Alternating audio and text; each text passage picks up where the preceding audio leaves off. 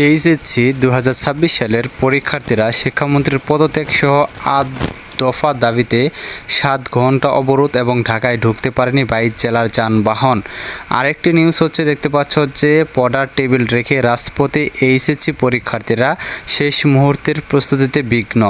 এখন এই যে দেখো, এখানে শিক্ষামন্ত্রীর পদত্যাগ চাচ্ছেন এবং তারা কিন্তু রাজপথে নেমে এসেছেন এবং দেখতে পাচ্ছ যে ঢাকা শিক্ষা বোর্ড সহ বিভিন্ন শিক্ষা বোর্ড কিন্তু তারা ঘেরাও করেছেন। তো এটার কারণ হচ্ছে যে সারা বাংলাদেশে বন্যা পরিস্থিতি কিন্তু খুবই খারাপ। তো এই সময়ে বাংলাদেশের যে বন্যা পরিস্থিতি, এটা নিয়ে কিন্তু অবশ্যই শিক্ষামন্ত্রীর একটা পদক্ষেপ নেওয়া উচিত ছিল। যদিও চট্টগ্রাম শিক্ষা বোর্ডের পরীক্ষাগুলো কিন্তু তিনি স্থগিত করেছেন। তো তোমরা কিন্তু খেয়াল করলে দেখবা যে ঢাকা শিক্ষা বোর্ডের যে পরীক্ষাগুলো, সেখানে কিন্তু দেখা গেছে যে শিক্ষার্থীরা কত ইয়ের মধ্যে পরীক্ষা দিছে, যে বিভিন্ন স্কুলগুলা, যেখানে বিভিন্ন কলেজগুলো যেখানে কেন্দ্র পড়েছে, তারপর রাস্তাঘাট যেখানে এক কোমর পানি, তারপরে তারা কিন্তু নানা রকম ভোগান্তির মধ্য দিয়ে কিন্তু এইচএসসি পরীক্ষাটা দিচ্ছে।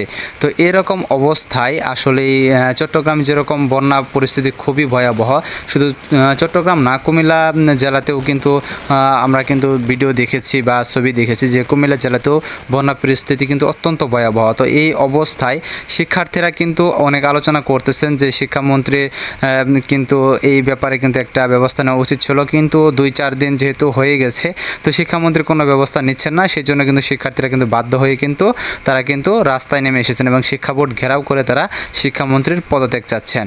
তো এখন এই যে বন্যা পরিস্থিতি, এটা নিয়ে আসলে কি নিউজ হয়েছে, তোমাদের পুরো নিউজটি পড়ে শোনাচ্ছি এবং দেখাচ্ছি, এবং আরও বিস্তারিত কিছু আলোচনা থাকছে। তোমাদের এইচএসসি পরীক্ষাটা, সারা বাংলাদেশের পরীক্ষাটা স্থগিত হবে কিনা বা হওয়ার সম্ভাবনা আছে কিনা, এই বিষয়গুলো কিন্তু আজকের ভিডিওতে তোমরা জানতে পারবা।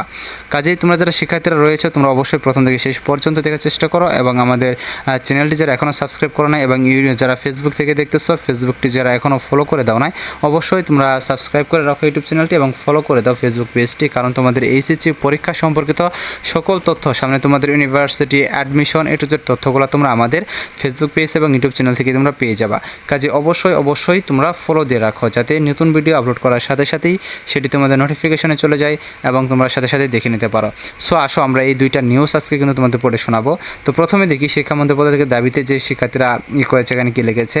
শিক্ষামন্ত্রীর পদত্যাগ সহ ৮ দফা দাবিতে এইচএসসি পরীক্ষার্থীদের টানা প্রায় ৭ ঘন্টার মহাসড়ক অবরোধে মঙ্গলবার রাজধানীর উত্তরায় অচল হয়ে পড়ে দেশের অন্যতম ব্যস্ত ঢাকা ময়মনসিংহ সড়ক। এর প্রভাবে ঢাকামুখী ২২ জেলার যানবাহন কার্যত রাজধানীতে প্রবেশ করতে পারেনি। দীর্ঘ যানজটে আটকা পড়ে লাখো মানুষকে চরম ভোগান্তি পোহাতে হয়। মঙ্গলবার ১৪ জুলাই সকাল 11:30 থেকে সন্ধ্যা 7টা পর্যন্ত উত্তরার বিএনএস সেন্টারের সামনে অবস্থান নিয়ে বিক্ষোভ করেন আন্দোলনরত শিক্ষার্থীরা। মহাসড়কের বিভিন্ন লেন দখল করে স্লোগান দিয়ে গাজীপুর ঢাকা উত্তরমুখী যান চলাচল সম্পূর্ণ বন্ধ হয়ে যায়।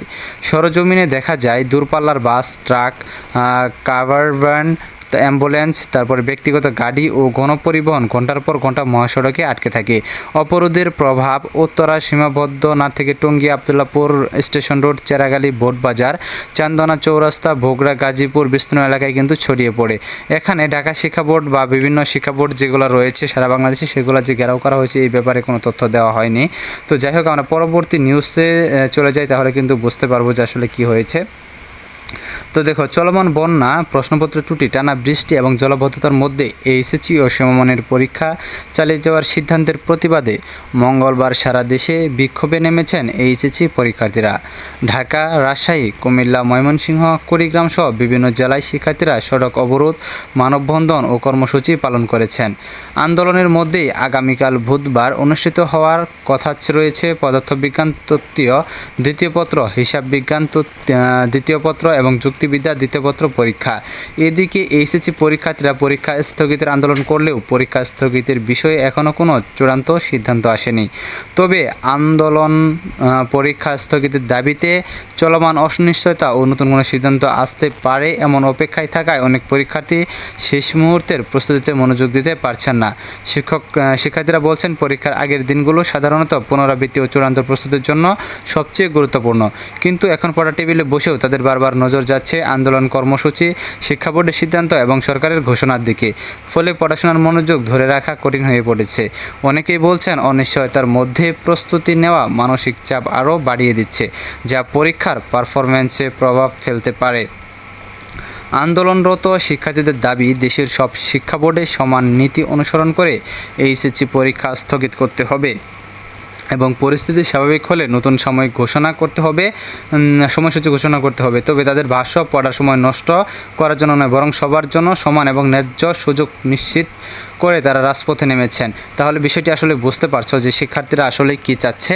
শিক্ষার্থীরা চাচ্ছে যে তাদের সারা বাংলাদেশে বন্যা পরিস্থিতি বা ভারী বৃষ্টিপাত এর কারণে কিন্তু পরীক্ষা স্থগিত রাখার কথা তারা বলেছে এবং অনেক শিক্ষার্থীরা পড়াশোনায় মনোযোগ দিতে পারছেন না।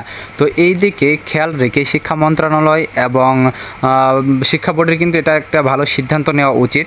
যদিও আজকে শিক্ষামন্ত্রী কিন্তু প্রধানমন্ত্রীর সাথে বৈঠক করেছেন, কী সিদ্ধান্ত হয়েছে খুব শীঘ্রই জানা যাবে। তো তোমরা যারা শিক্ষার্থীরা রয়েছে তোমরা অবশ্যই চোখ রাখো আমাদের ইউটিউব চ্যানেল এবং ফেসবুক পেজে পরবর্তী আপডেট জানার জন্য। ধন্যবাদ সকলকে পুরো ভিডিওটি দেখার জন্য।